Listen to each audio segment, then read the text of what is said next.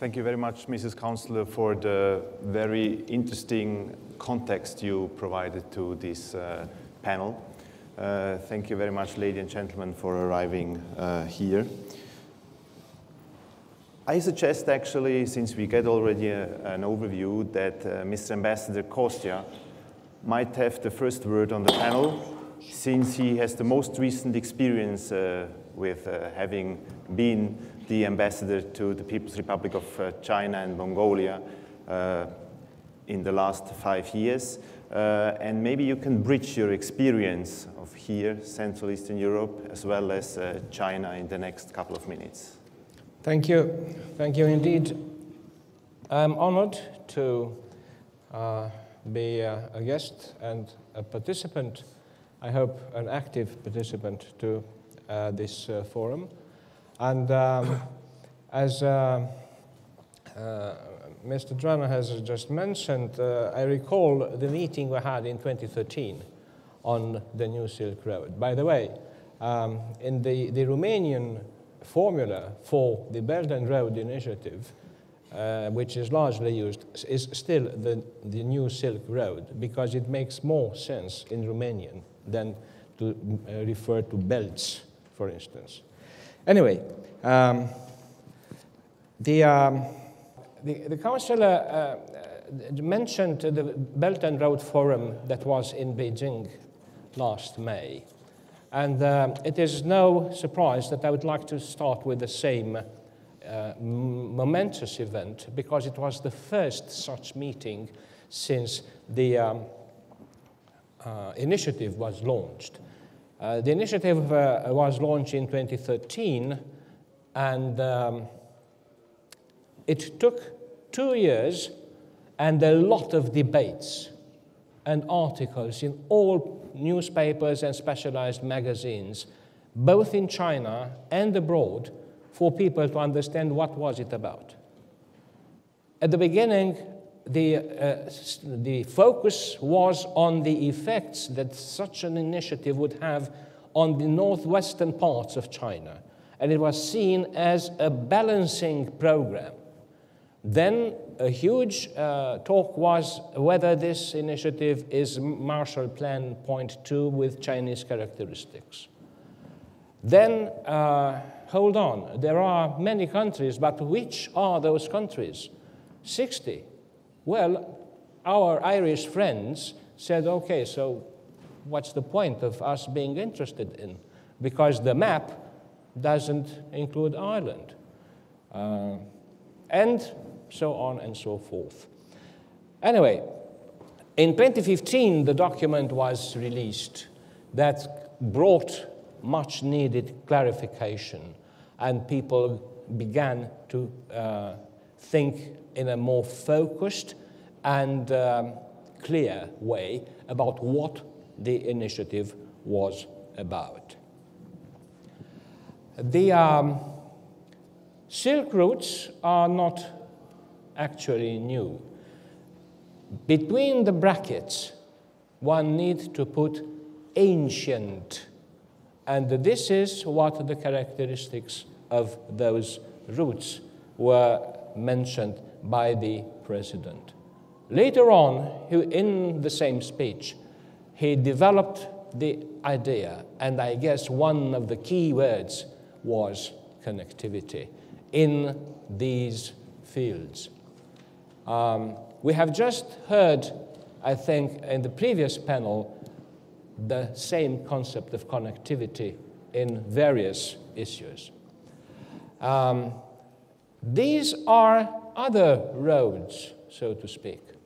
On the left-hand side, upper part of the screen, is the ancient Silk Road.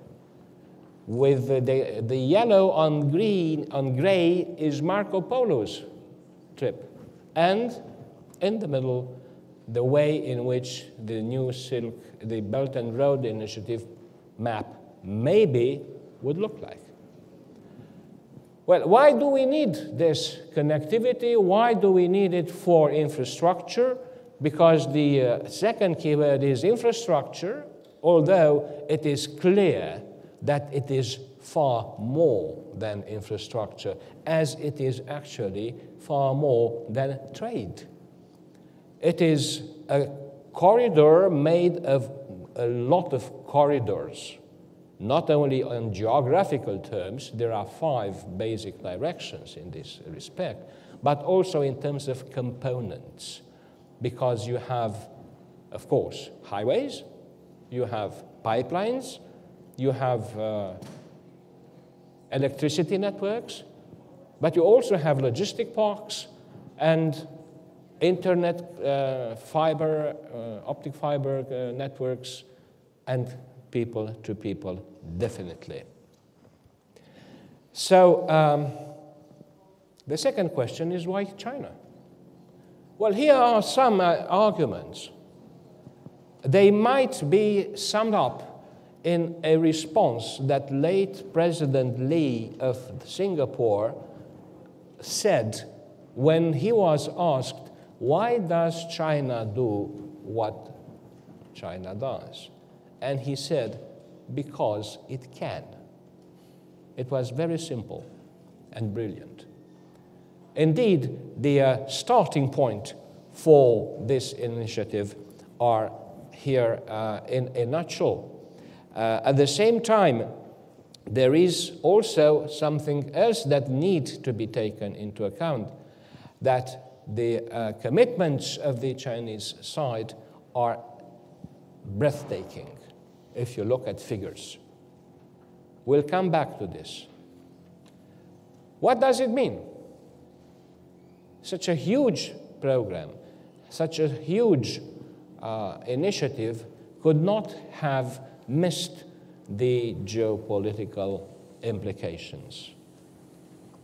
I think that it would not be an exaggeration, and this is my very personal opinion, to say that the Belt and Road Initiative, as of now, seems to be the initiative, the global one. We talked yesterday about the G0. Well, since nature abhors void, it had to be filled in. And perhaps this is also an implication. It is, of course, a way in which China's personality, influence will expand. Among implications, and one may find also other reasons why this initiative started in China. There were pressures that were acknowledged by the authorities and the Chinese analysts, and they were openly debated and very vividly debated, such as the gaps in the development of various regions. At one moment, a very high official in Beijing said that there are 3 Chinas. The developed China on the coast, the not so developed China from north to south in the center, and the developing or very low development China, which is in the rest of China. We can't go on with this, he said. And I think it is a huge wisdom here. The other implications that I have listed, I guess, are also challenges. At the same time, there is also a strategic component of this project that is, I'm afraid, quite self-explanatory. A very interesting aspect is that even if the project is the project, as I said a little bit earlier, it is not the only game in town. So there might be a huge effort needed to harmonize this project. There are no less than 6 games in this respect. So we have, besides what the Chinese have suggested, we have Russia, we have Japan, we have Iran, but we also have regional views, like ASEAN's view and India's visions. There are differences among them. They do not mean the same thing, there is a lot of space for both intellectual, political, economic, and so on debates in this respect. Other challenges that the initiative faces is what about how and who is going to implement it. And here the message that the Europeans, the EU, we officially, and other partners are sending to our partners in China and elsewhere, that there is also the need for local and other companies and firms to be there. Financing condition, that is a huge problem. A problem in the good sense, a huge challenge rather. We know, all of us, that investment in infrastructure is not exactly a huge return, a rich and quick return project. And I guess the banks would be very clear on that. However, the challenges to this, to the financing exercise, are sometimes quite daunting. In one case, a country had accepted a loan from the Chinese side related to the Belt and Road Initiative, which is 1/3 of its budget. Okay, that loan has to be paid back. It's not a charity. And even if rates are encouraging in some cases, or they are meant to be a support for development, they still need to be paid back. The territory that these projects are crossing are also wrought with a lot of risks and dangers. And this is something that the Chinese authorities have clearly kept in mind, and they are very much aware of. Okay, so what? So we have a concept, right? Our distinguished keynote speaker mentioned the symphony. Indeed, it is a symphony without a conductor, the Minister of Foreign Affairs of China said in 2015. It is also something else. The huge numbers that are tabled and vehiculated here and there, in many cases, are wannabes. They have not been implemented, but perhaps they will. So we may remember the anecdote that either one famous Chinese leader, some say it was Chairman Mao, some say it was Zhou Enlai, said when he was asked about the opinion his opinion of the French Revolution. It is too early to tell. Thank you. Thank you very much, Mr. Ambassador. It was a very rounded presentation, and I would like to hand over actually the words to Mr. Secretary Pkhaladze, who represents Georgia in this discussion, a smaller country, however, connected to Romania, not only through the Black Sea. We were discussing beforehand with Secretary Chong that there is already Georgian wine in the city where he used to be a mayor. So what will further improve through this project or this initiative? Thank you. I'm really happy that Georgian wine is already in the city. So maybe you wonder about when this initiative was announced, Belt and Road Initiative. Georgia wasn't even mentioned because, as you said, we are a small country, and the initiative was more focused on big players. But it doesn't prevent us to do our homework and to prove that we must be there and we are a significant player, because historically Georgia's role is we connect Europe and Asia, and we are doing this through last 3,000 years. So And our Western aspiration support us in our performance. And you know that in 2014 we signed the CFTA with European countries. Last year we signed European free trade with European Free Trade Association.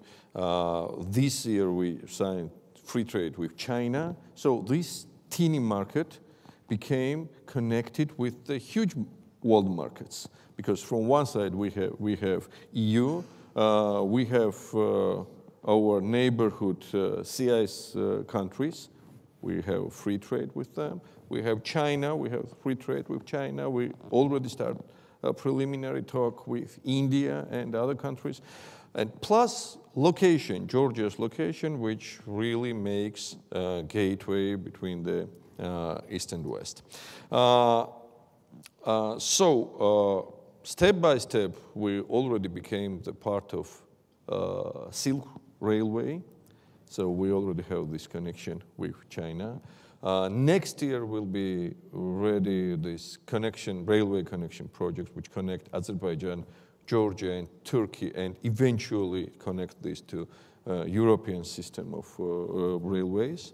We also are considered as a part of Lapis Lazuli transportation project, which considers the transportation of commodities from Afghanistan to the Black Sea and then in Europe.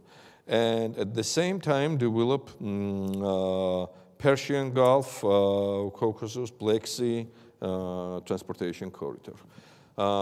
At the same time, there are two interesting initiatives which we are together with our Ukrainian friends. This is Zubr and Viking, which develops even forward in the European northern part of Europe, these transportation routes. So Georgia becoming interesting place for this initiative. And when we're talking about the development, plus is that we have really good performance in order that there's lowest level of corruption and criminal. This is the easiest doing business. That's providing services and so on, which really makes Georgia one of the key players into the region.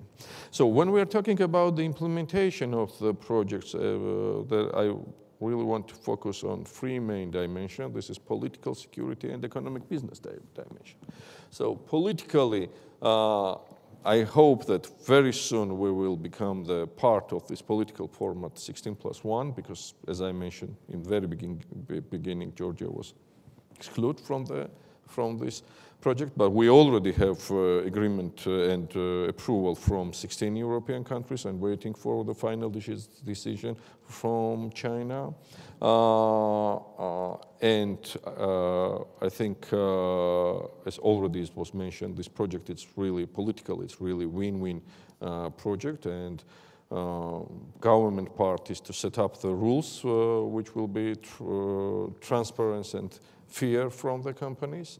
Security dimension, it's looking most challenging, because you know that it's part of world of Russian neighborhood. It's long-lasting instability, and including my country, which is still suffering from the Russian occupation. Economic and business dimension, it means to give the more opportunity to business companies about the particular projects. For instance, we just conclude the negotiation with Chinese companies and American companies and constructing the new deep sea port on the Black Sea coast. By the way, Georgia gives from 14 landlocked countries access to the Black Sea coast. So in this regard, I think that we have a lot of things to do together, and there are a lot of opportunities. This is a serious challenge. But once again, I think that this is the initiative which really oriented for the benefit of participants, and it will bring more stability and more cooperation initiatives to the region. So in a nutshell, I conclude you're overly enthusiastic, actually, Yes, about indeed. this project. Indeed. Thank you very much.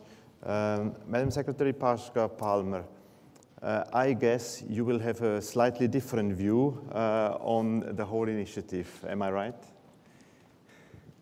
Let's see. Good afternoon, everybody. My name is Cristiana Pasca-Palmer. I'm a UN Assistant Secretary General for Nature Conservation and Biodiversity. And if you would wonder what is the head of the Biodiversity Convention doing in a panel discussion about Belt and Road, I would tell you everything. Why? Because I very much appreciated a very comprehensive presentation of Ambassador Costa in terms also of implications and challenges of the Belt and Road initiatives. But I think a very important implication and challenge is missing from that, and that's what I would like to focus my remarks on. And that's nature and the ecological infrastructure. So let's not forget that when we talk about development, when we talk about strategy and politics and everything that we human beings on this planet are trying to do to have a better life, to have peace between us, to have connectivity between us, there is a whole infrastructure that supports us here. And that is ecological infrastructure, that is nature. In essence, it's ecosystems, it's biodiversity, and without that, we won't be able to exist. I think it's important to not forget about this dimension, and I'm actually quite used, because I've been in this field of sustainable development and environment for over 25 years now, and it's common practice that, you know, economists, business people, politicians do not necessarily focus on this dimension. It's often when we discuss development, we think about a trade-off. How much we develop, how much we protect. Environment, it's usually approached from an angle of protection at the expense of development. And we often hear from countries, especially countries in the South, countries who have the absolute right to continue and develop, that, you know, taking care of the environment, it's a luxury. So let us first grow, and we'll take care about it after. The problem is with a planet that will approach 9 billion people by 2050, simply the planetary systems do not support this kind of development. So what can we do? What we have to do is to be smart and wise and take care of the environment as we develop. That's why in the United Nations system, we have what's called the Agenda 2030, the Agenda for Sustainable Development, with 17 Sustainable Development Goals that are universal and that each and every country has to adhere to. Part of that is essentially saying that you can grow, you can develop, you should achieve eradication of poverty, well-being, good quality of life for your people, but you need to do it in a way that ensures the continuation of this ecological infrastructure, because otherwise, you know, in a long term, you won't be able to survive here. And we see climate change is just one of the effects of the disruption between these ecological systems of the planet. Let me give you another angle, and that's actually the economic angle to ecosystems and what we call in jargon language natural capital. If you look at the data from the United Nations Food and Agriculture Organization, about between 5 and 8% of the crop's productivity, it's ensured by what's called wild pollinators, bees and many other insects who are providing this service for us for free. That's in the market value of 200 to 500 billion a year. So I think when we talk and reflect about nature, we shouldn't approach it strictly from an angle of protection. We should look at it as an investment. It's an investment in the long term. So that brings me to the Belt and Road, which is essentially a very large, probably the largest infrastructure development program. But as we heard here, and as I heard when I was in China just 10 days ago, it is about connecting people. It's about bringing peace. It's about building bridges. It's about connecting civilizations. And, but such an infrastructure development at this scale, the countries that are part of Belt and Road have almost half of the Earth's land territory. They are responsible for nearly 50% of the carbon emissions that contribute to climate change. So the impact of such infrastructure undertaking will be huge on nature if we don't do it smartly. And I was very encouraged when I was in China. China is a great partner of the Biodiversity Convention, and in China we will host our meeting, which is several thousand people in 2020 in Beijing. So I was there 10 days ago to meet with the government, the Minister of Environment, the Minister of Forestry, to discuss these issues. And I was very happy to hear already about the green development, and the Chancellor mentioned it here in her remarks, but also about a concept that I understand is very dear to President Xi as well, the eco-civilization. So China, it understands these challenges and it's doing its part, but if we look at the necessary investment in infrastructure, if we are to have all the infrastructure that is necessary, it's about, and I think this data was also in the presentation from Ambassador Costa, it's about over $3 trillion a year, that's almost the GDP of Germany, to reach what we need. China, we learned it's putting 50 billion. It's a lot more to go to 3 trillion. So again, what is the impact of this, and how can we do it in a way that evidently there will be some ecological damage, but we need to be mindful from the very beginning, and I'm happy to hear that it's too early to tell, because perhaps we will have enough time to plan this rightly, to have the design of all these huge infrastructure in a way that minimizes the impact on the ecological infrastructure that underpins everything else. The good news is that international finance institutions, the World Bank and many others, they already have safeguard measures in place, that all investments have to be proven that they are climate resilient, they protect the environment, there are environmental impact assessment studies, and so on and so forth. But I think, again, we should look at this from the angle of investment in a long-term economic investment in quantifiable terms, that all these services that nature provide are supporting us. So in that respect, just to conclude, I think the infrastructure, the Belt and Road Initiative, it's a wonderful concept, an excellent vision, especially because it talks about connectivity between people, because it opens the trade. But let's not forget about the connectivity between the people and their natural environment and everything that supports.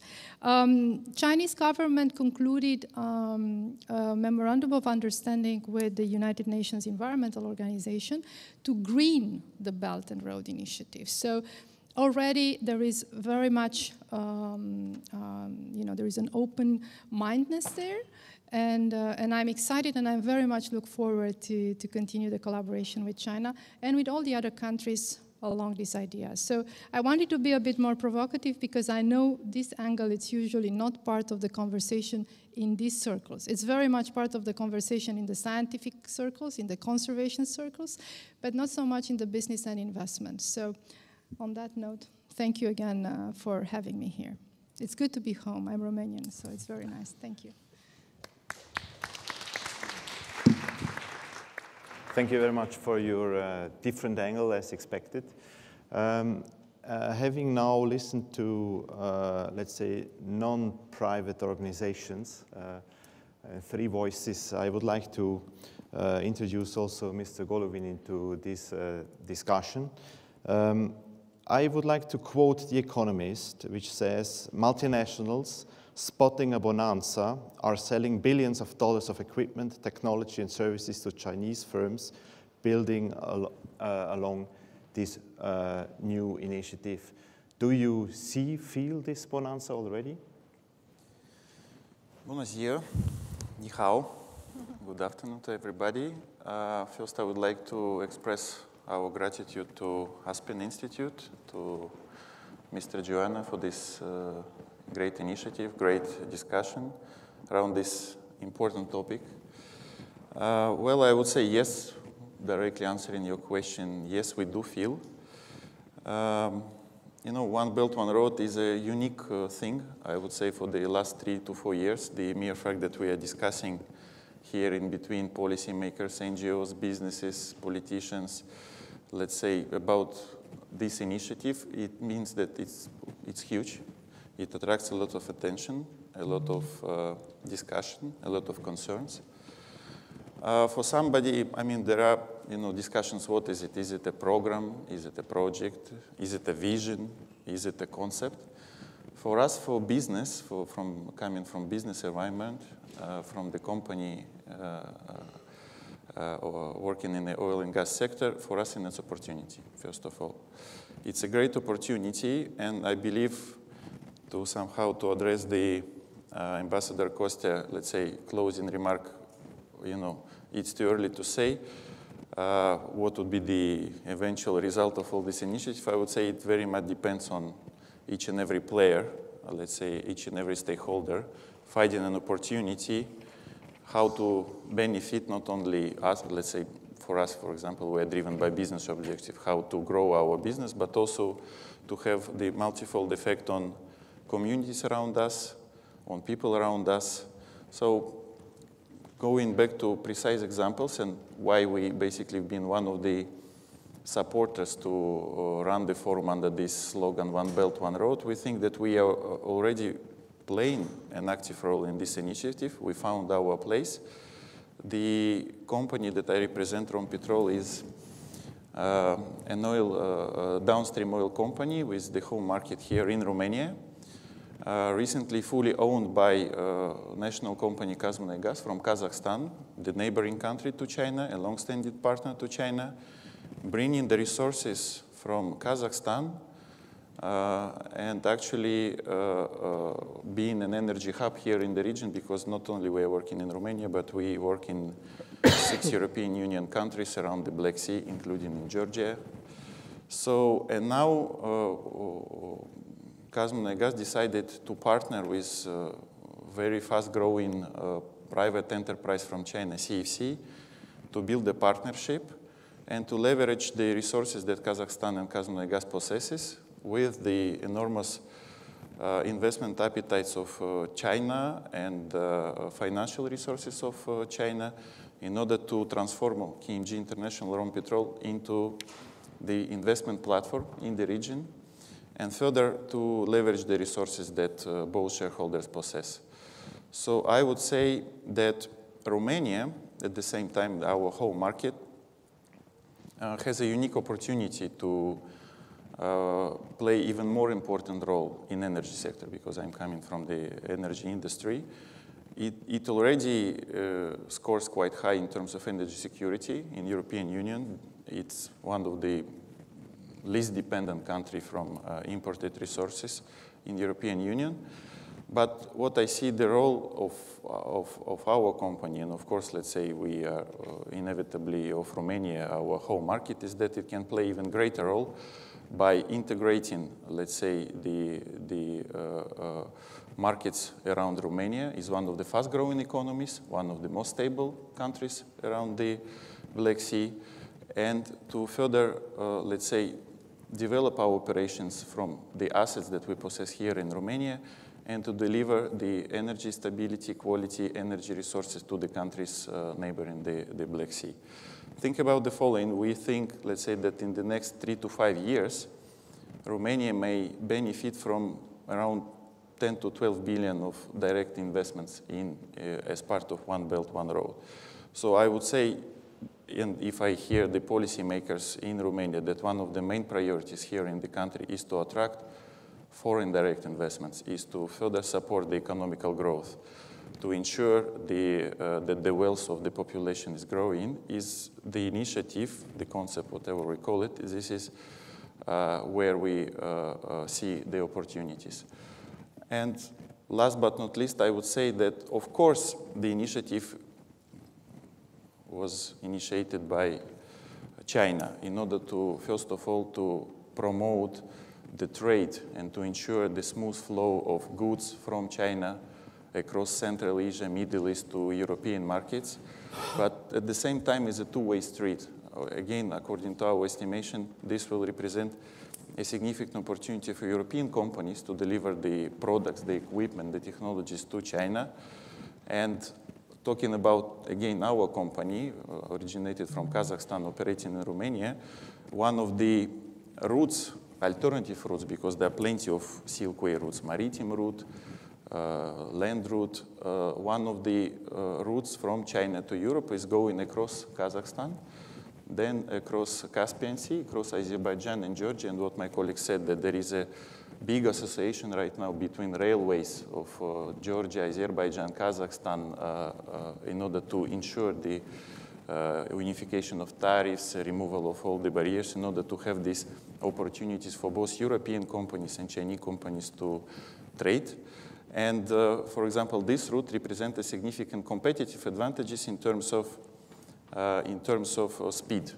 Traditional maritime route from eastern port Chinese cities to Europe takes around 60 days, while this route by countries around this region uniting their efforts represent an opportunity to deliver these goods 3 times faster, around 20 days. So concluding probably my remark, I would say once again from what I have started, that us as a business, we see an opportunity, first of all. Of course, we need to do it in a smart way, like Christina said. Obviously, by building something, we should not destroy something, because we are aiming for a sustainable development.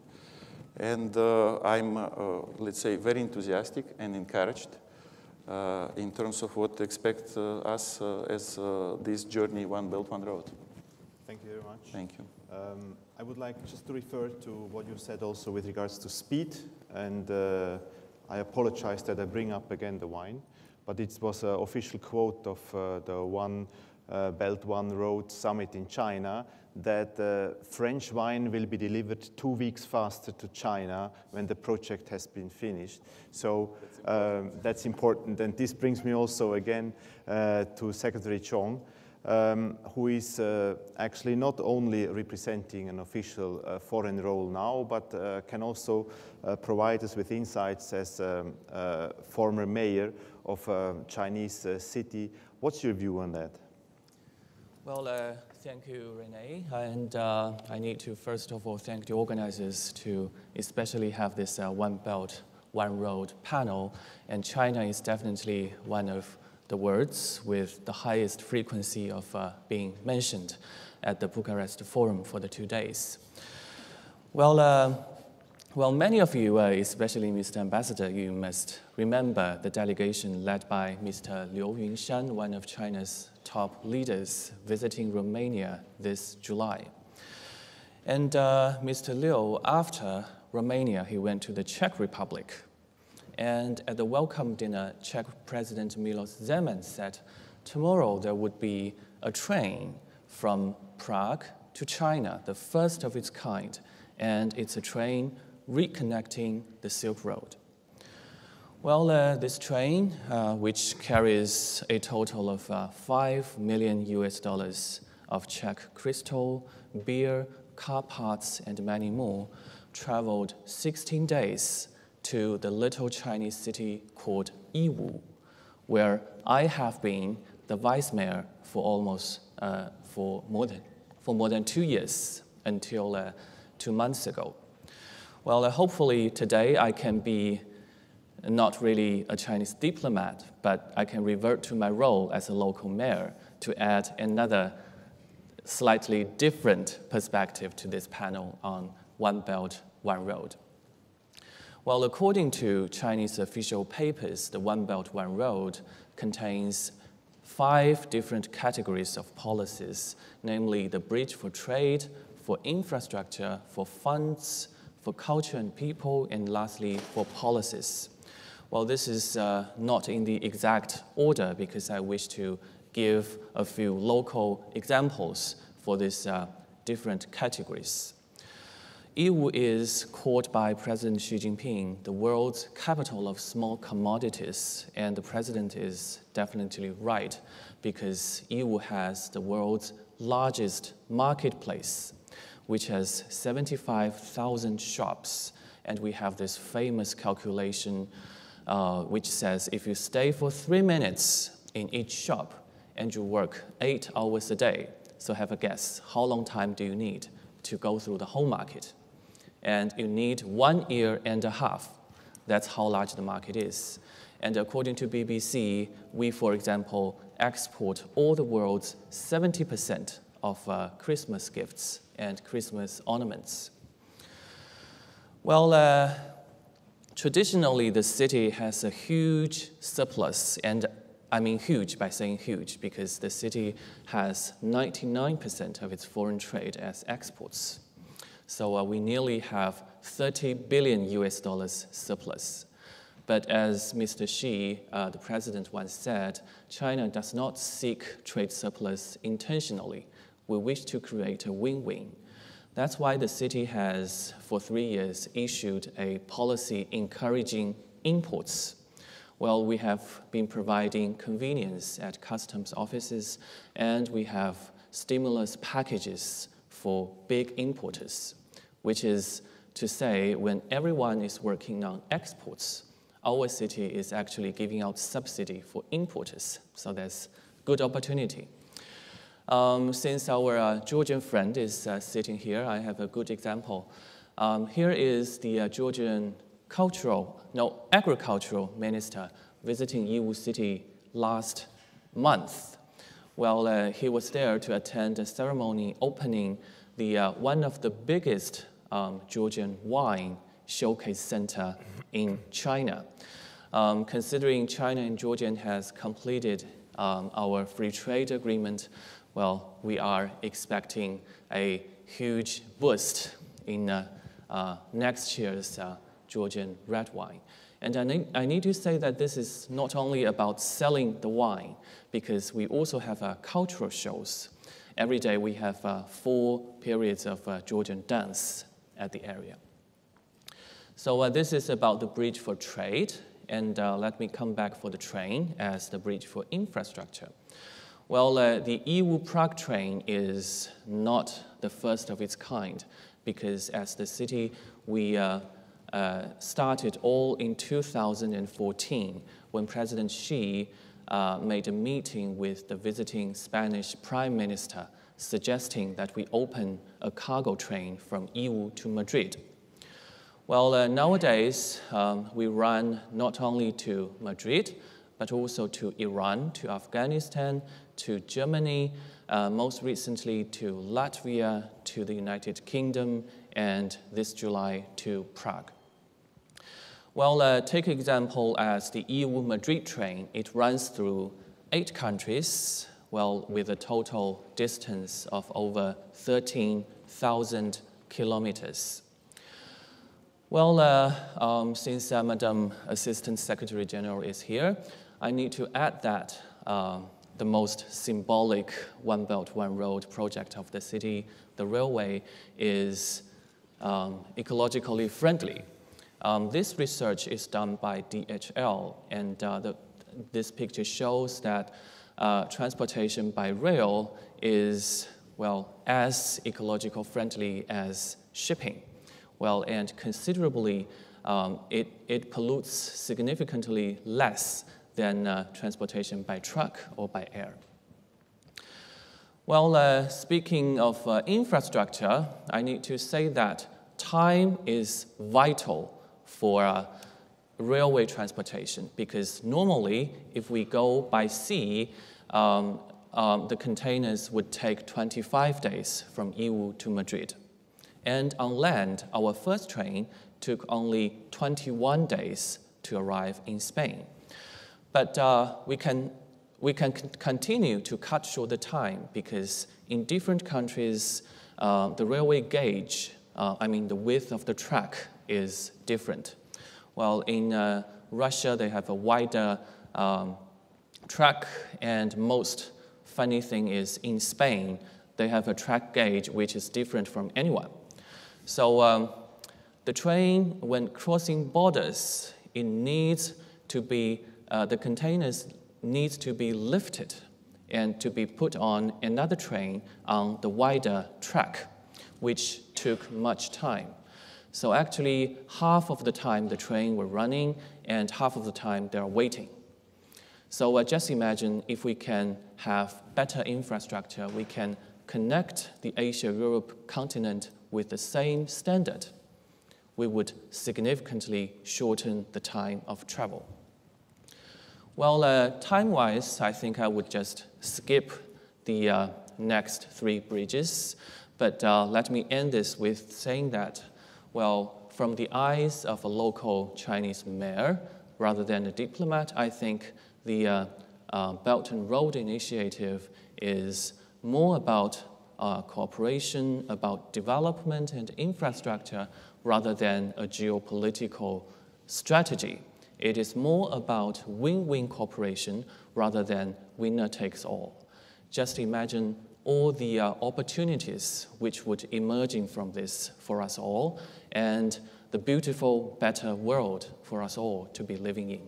Thank you.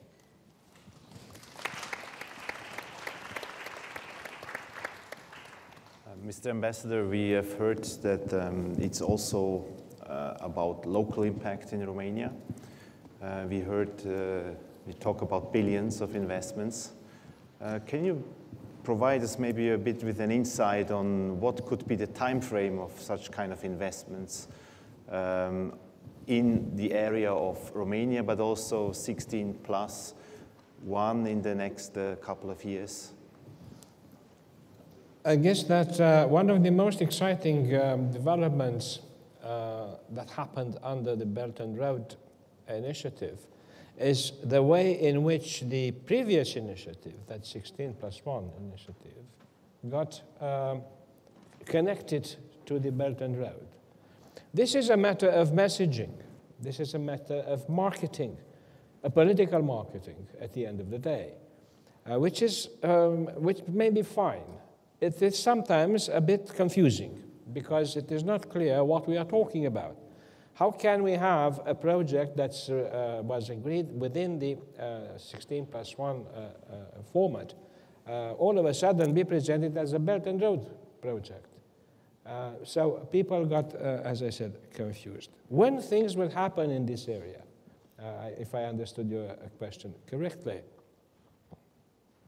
Well, I don't want to be over scholastic, but I remember when Michelangelo was painting the Sistine Chapel, the Pope was coming every day and asking him, when are you going to be ready? And the answer was, when it will be ready, when it is ready. So it will happen when we are ready. We are ready in terms of what we have. We heard yesterday the mayor of Constanța in a brilliant introduction of his city. By the way, the advantage of Constanța is that they do have a harbor. Yeah. They are a little bit smaller than EU, however. So it is there. How we can take advantage of this, because we had a project to run to Poti at one time in Georgia. It is perhaps worth looking into why it sort of floundered. Second, when things would move quicker when we understand them better. And meetings like this, meetings like our Chinese organize extremely often, sometimes breathtakingly often, are much needed. Because people who would look suspiciously at something they don't understand, or they don't comprehend, or whose implications they do not comprehend. And let's be very honest and friendly, since China is a very good friend of Romania, and we are old friends of China. When this initiative does come from the second largest economy of the world. It cannot be a small initiative. It's a huge thing. So when you see such a juggernaut of money, proposals, projects, accomplishments, not that many, by the way, but still, like the line, the rail to Madrid and others, when you see that, you begin to really wonder, well, all right, what's going on here? It's overwhelming. Confidence is a huge asset in this relationship. Trust cannot be built overnight. So, to cut a longer story short, I guess that my answer would be that when better understanding is achieved, things will move faster. And we have at least one good example in that. In 2015, at the EU-China summit in Brussels, the joint statement linked specifically the flagship project of One Belt, One Road, this was the name in 2015, to the investment plan of the EU. They said we said that we want to have the synergies between the two. That was in July 2015. In January 2016, the connectivity platform between EU and China started to work at the working group level. And that is where the things are done, where experts come together and look at the nuts and bolts of projects. So, but it is a long way. It's 7,000 kilometers long. Thank you very much. We are approaching soon the end of this panel. And I wanted to look into the public whether there are questions to participants. There are microphones. Shall we start here with one? Thank you. I have a very small comment for Cristiana. Your very striking analysis of the relationship between environment protection and the infrastructure. So here I would like to share my view with 3 key words. One is the balance. The second is, I see choice. The third is technology. One, the balance.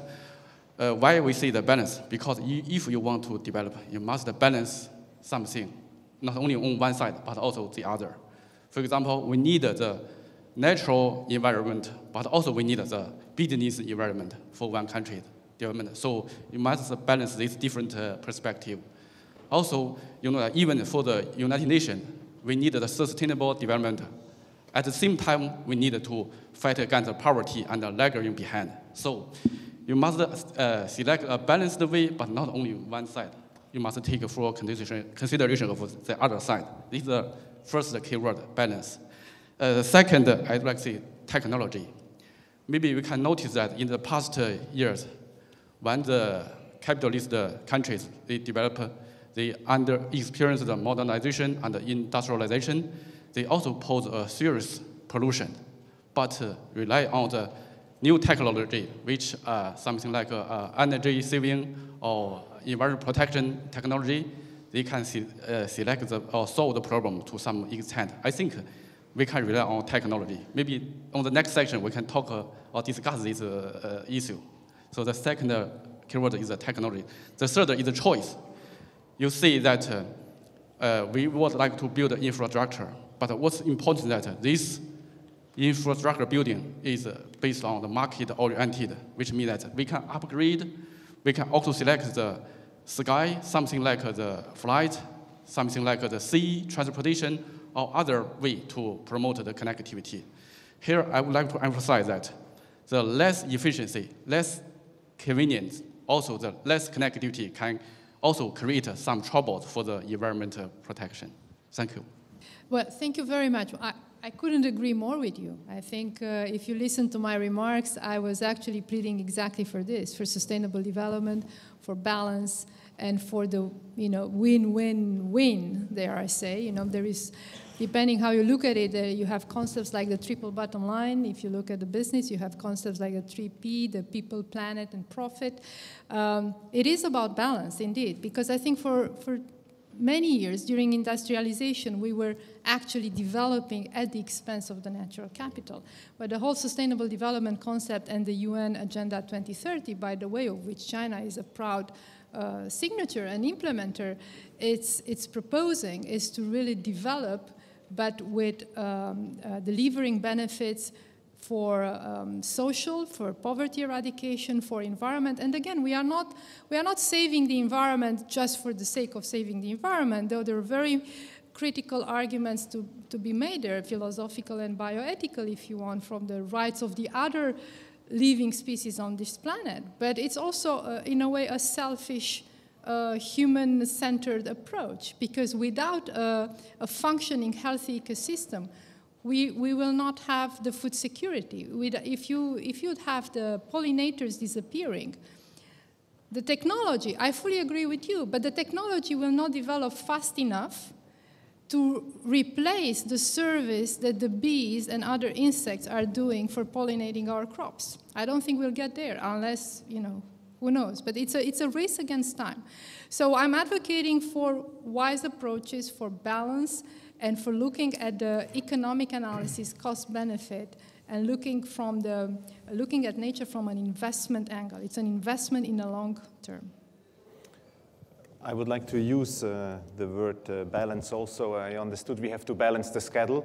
That's why I invite the gentlemen who still have questions to may address them directly, bilaterally to our panelists. Thank you very much, ladies, gentlemen, for the panel, and thank you very much, and enjoy the lunchtime. Thank you.